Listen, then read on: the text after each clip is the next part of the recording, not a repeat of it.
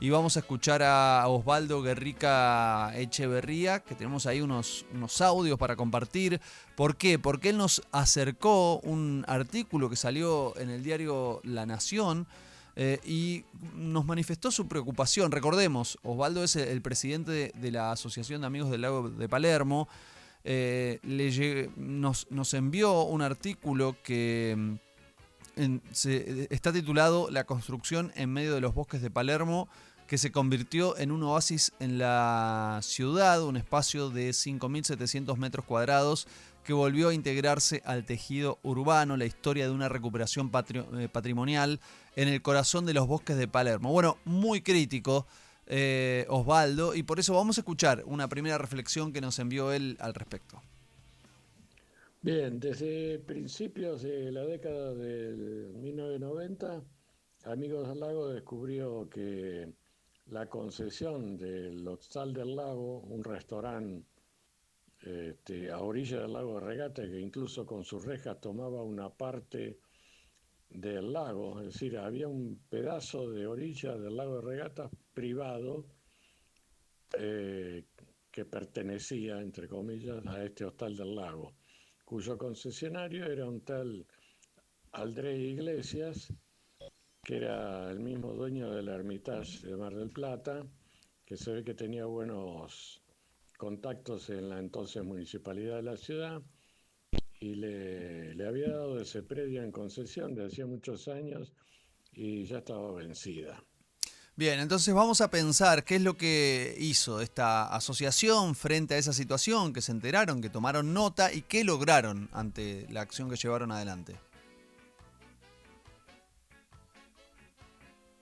Bueno, cuando Amigos del Lago se enteró de todo esto, comenzó a reclamar su inmediata liberación y vuelta a su destino público como era originalmente, que era el vivero de Carlos Taiz. Eh, Cuando De la Rúa asume como jefe de gobierno en 1996, logramos en ese momento, después de haber salido esto en muchos medios y ser público, logramos la desocupación de ese restaurante Hostal del Lago. Y por supuesto la eliminación de la reja que tenía ocupando un sector de la orilla del lago de Regatas. Bueno, y atención, porque esto no fue lo único que consiguieron, hubo más. También conseguimos en ese momento con la historiadora Sonia Bergman y con la familia Thaís, todos de acuerdo, solicitar la constitución de un Museo de los Parques Carlos Thaís en ese lugar. Bueno, no fue simple, pero logramos. Muchas veces a la legislatura, con los funcionarios del Ejecutivo, al final lo logramos y hubo un decreto de la Rúa creando ese Museo de los Parques Carlos Thaís.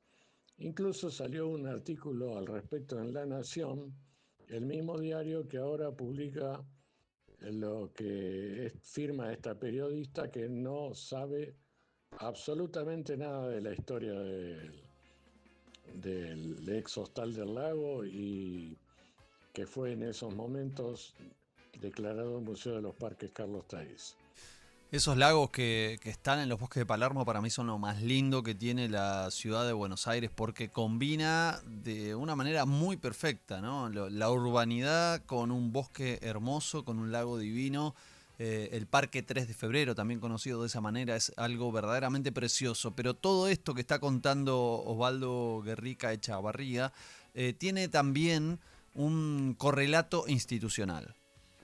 Pasó un tiempo pequeño, unos meses, se hicieron las elecciones nacionales, de la Rúa quedó como presidente de la nación y lo sucedió por lo que faltaba de su periodo como jefe de gobierno, Enrique Olivera, que era su vice. Bueno, en esos momentos, vuelvo a repetir, con De la Rúa presidente y Enrique Olivera jefe de gobierno, se hace un acto ahí mismo, en ese edificio, celebrando esto, que iba a ser Museo de los Parques Carlos Taiz. Todo el edificio estaba vacío, o sea, se inaugura un museo con el edificio vacío. Pero a continuación se ponen unos carteles afuera que contando ese destino, Museo de los Parques Carlos Taiz. De eso hay fotos que tengo publicadas en el libro, en Palermo Amigos del Lago, y después dos que están en el sitio web que comentaba antes, que es www.parque3palermo.com.ar. Ahí La, están los dos libros que hice yo con la historia del Parque 3 de Febrero y de Amigos del Lago. Y buscando en el año 96 va a estar eso, la creación del Museo de los Parques.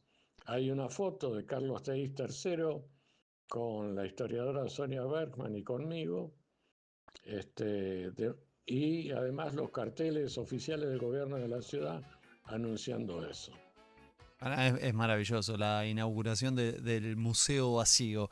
Atención, porque después cambia el gobierno. ¿Y qué pasa?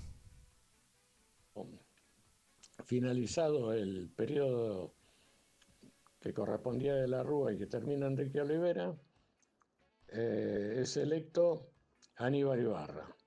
¿Qué hace Aníbal Ibarra? Anula todo. Deja sin Museo de los Parques, vuelve marcha atrás todo, como si no hubiera existido nada. Y por más que intentamos que se concrete lo que ya estaba, no lo logramos.